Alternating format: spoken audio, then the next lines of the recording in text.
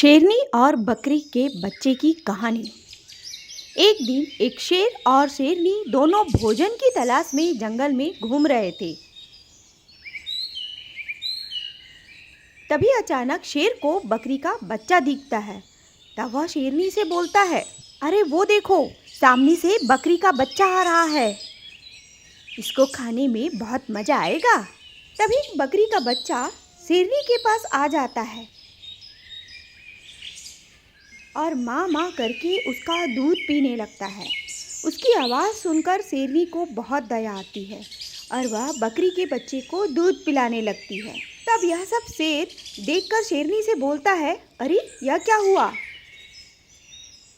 शेरनी बोलती है, लगता है यह अपनी माँ से बिछड़ गया है और इसको मैंने अपना दूध पिलाया है, इसलिए अब यह मेरा बच्चा हुआ। शेर बोलता है, तुम यह क्या बोल रही हो?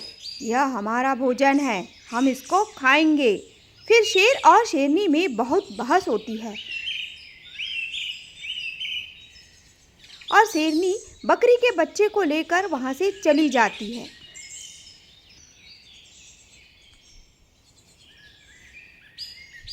बकरी का बच्चा बोलता है, माँ, अब हम लोग अकेले ही हो गए हैं, अब हम कहाँ जाएंगे?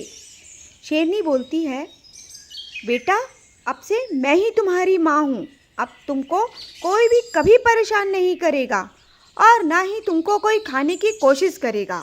और फिर इस तरह दिन बीतते गए। अब बकरी का बच्चा भी शेरनी को अपनी माँ मानने लगा। तभी एक दिन जब बकरी का बच्चा अपने दोस्तों के साथ खेल रहा था, तभी शेरनी वहाँ आ जाती है। उसको आता देखकर उसके दूसरे दोस्त डर जाते हैं। तब बकरी का बच्चा बोलता है, अरे अरे, तुम डरो मत, यह मेरी माँ है, यह अब तुमको नहीं खाएगी। तब शेरनी उन सभी दोस्तों की बात सुनकर उनसे बोलती है, हाँ हाँ, मैं इसकी माँ हूँ, मैं तुम लोगों को कभी नहीं खाऊंगी और अब तो मैं किसी भी जानवरों को नहीं खाती हूँ।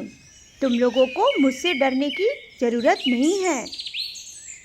तभी वहाँ शेर आ जाता है और वह बोलता है, अरे तुम नहीं खा सकती तो क्या हुआ, मैं तो इन सबको खा ही सकता हूँ। और फिर शेर अचानक बकरी के बच्चे पर हमला कर देता है। उस पर हमला करते देखकर वहाँ से सारे जानवर भाग जाते हैं और अचानक हुए हमले से बकरी का बच्चा संभल नहीं पाता है और वह वहीं मारा जाता है। और यह सब देखकर शेरनी को बहुत गुस्सा आता है और वह शेर पर हमला कर देती है और फिर शेर और शेरनी में बहुत लड़ाई होती है और फिर शेर वहाँ से भाग जाता है और अब शेरनी अपने मरे हुए बच्चे को देखती रह जाती है।